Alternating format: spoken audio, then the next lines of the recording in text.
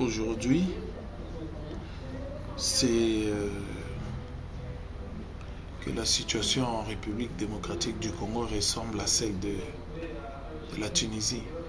Vous savez, nous avons des mentalités différentes et puis c'est pas le même peuple. Nous sommes des Congolais, des Noirs, des Bantous et les Tunisiens c'est des Maghrébins, des Arabos berbères et tout ce que vous voulez. Au fait, je crois que nous sommes dans un dilemme qui n'arrangera personne.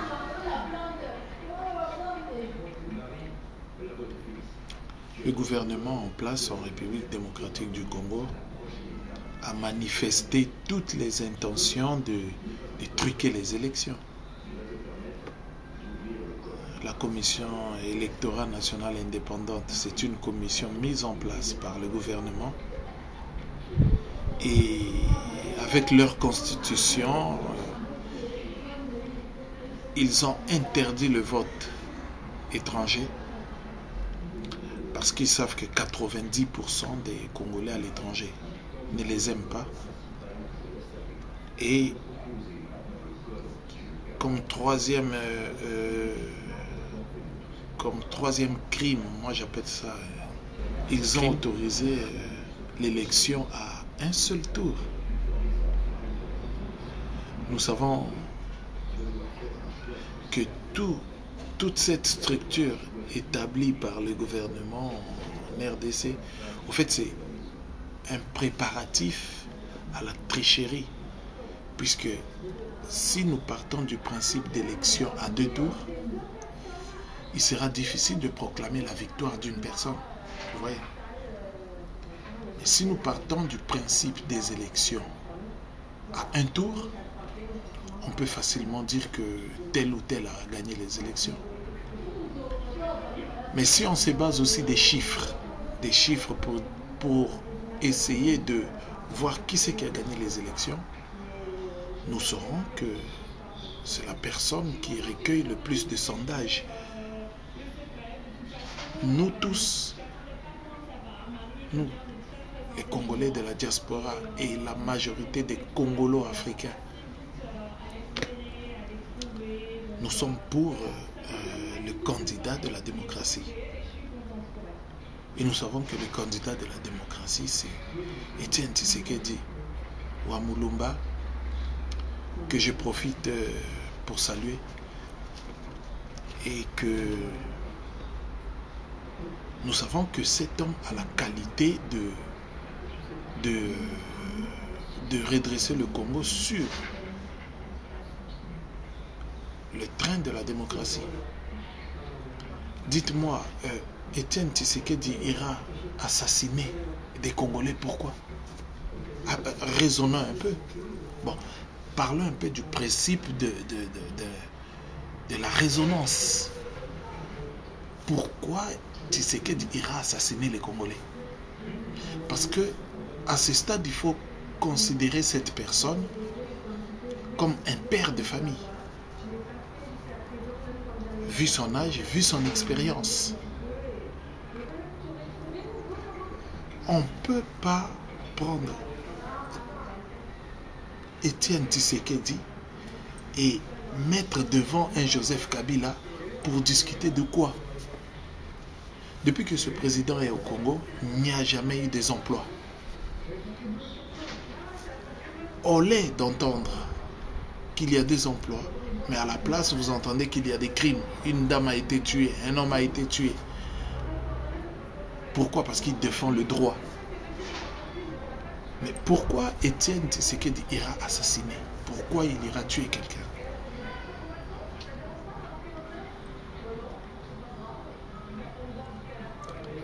C'est très difficile pour ce pays, ce grand pays de l'Afrique, un pays de beaucoup de potentialités, un pays qui garde une vraie histoire.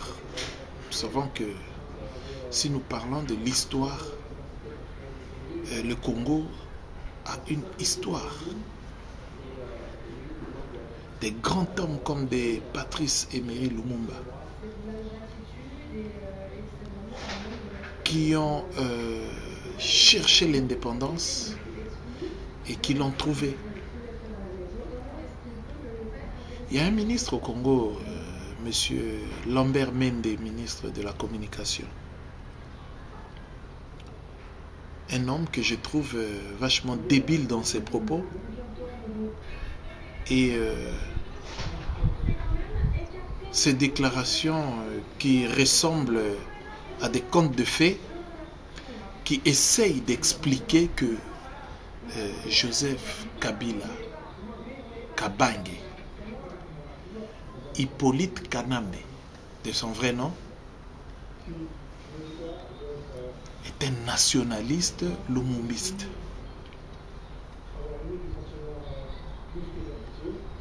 Un nationaliste lumumbiste. Si Lumumba pouvait entendre ces tels propos, je pense que de sa tombe, il aurait eu qu'un seul mot. Je pleure.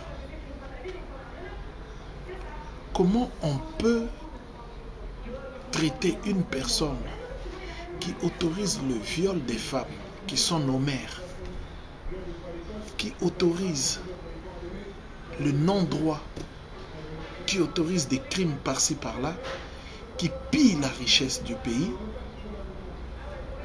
au détriment des peuples congolais? Comment on peut traiter cet homme de nationaliste lumumbiste? Les valeurs qu'a incarné Lumumba. Un grand homme que l'Afrique n'a jamais connu.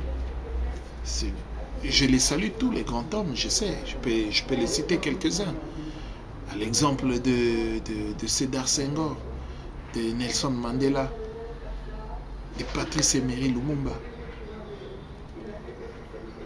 Comment on peut qualifier un homme qui massacre le peuple congolais de nationaliste lumumbiste? Donc on essaie de lui attribuer la valeur du père de l'indépendance, celui qui a défendu le droit à l'autodétermination dans la liberté et la démocratie, le peuple congolais.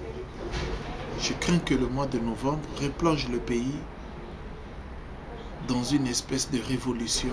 Bref, je crains que le mois de novembre replonge le Congo dans un chaos total. J'ai jamais prêté confiance à ce monsieur Joseph Kabila. Moi, je ne crois pas qu'il lâchera facilement le pays sans pour autant partir avec le sang des innocents. Parce que personne ne l'aime au Congo, personne ne l'aime. Même en Europe, les Congolais, partout en Afrique du Sud, aux États-Unis, au Canada, dans toute la diaspora congolaise de l'extérieur, personne ne l'aime. Donc c'est ça. J'aimerais bien aussi essayer un peu d'attirer son attention à cause de ces messages que j'ai reçus un peu. Mon ambition politique n'est pas sur intérêt. Je ne tolère pas que un grand pays qui est le Congo démocratique, un beau pays de l'Afrique, qui est le nôtre, puisse connaître aujourd'hui la situation dans laquelle il vit aujourd'hui. Moi, je suis chef d'entreprise. Ici en France, on a manifesté nos potentialités, on a créé. J'ai une entreprise que je gère et j'ai une association que je gère. Je n'ai rien à envier aujourd'hui sur la politique en République démocratique du Congo. Mais mon engagement politique, c'est en faveur de la démocratie. Cela va permettre à ce que le pays puisse évoluer. D'où les entreprises que nous avons créées ici et tout ce que nous donnons ici pour ce pays, nous l'emmenons, dans ce cas, dans notre propre pays. Je pense que honnêtement, c'est quand même normal. Et je suis contre le fait qu'on puisse assassiner, tuer, massacrer, violer des femmes, des innocents, des enfants. L'école n'existe pas au Congo. Il n'y a pas l'état de droit. Il y a quelqu'un même qui est passé à la télé, qui est même dans ce parti-là de ce président, voyou et criminel. Quelqu'un est passé à la télé, il a montré sa voiture. Voilà, moi j'ai une voiture de luxe, et la voiture non immatriculée, et qui se permet de dire que moi-même je suis l'immatriculation de la voiture. Il n'y a pas de principe d'un état de droit. Il n'y a pas d'état de droit. Mais alors que moi j'ai entendu Etienne Tshisekedi qu'il va rétablir l'état de droit, la démocratie, la libre expression de tous les Congolais. Alors nous votons Etienne Tshisekedi et nous le saluons comme notre président parce que nous souhaitons que le pays revienne quand même sur les chemins de la démocratie. Pour conclure, je pense que le peuple congolais est assez mature pour comprendre que les élections, nous n'en avons pas besoin au Congo. Nous n'avons pas besoin d'être distraits par ces élections. Nous n'avons pas besoin d'être distraits. Les élections sont... les élections, c'est une façon de distraire le peuple. Mais ils ne vont pas jouer à ce jeu-là. Pour ma part, j'ai pris mon engagement. Moi, tout le mois d'octobre ici, je resterai sur la mobilisation des autorités de ce pays où je suis parce que je crois que l'Europe peut influencer l'Afrique. Moi, j'ai toujours cru à ça. Parce que la plupart des hommes politiques qui sont en Afrique, s'ils n'ont pas l'appui en Occident, ils ne resteront pas au pouvoir. Mais il faut faire voir aux autorités occidentales que Kanambe Hippolyte n'a pas sa place en République démocratique du Congo. Quand bien même il cherchera à maintenir leurs intérêts. Mais jusqu'à quand? Jusqu'à quand? Je pense que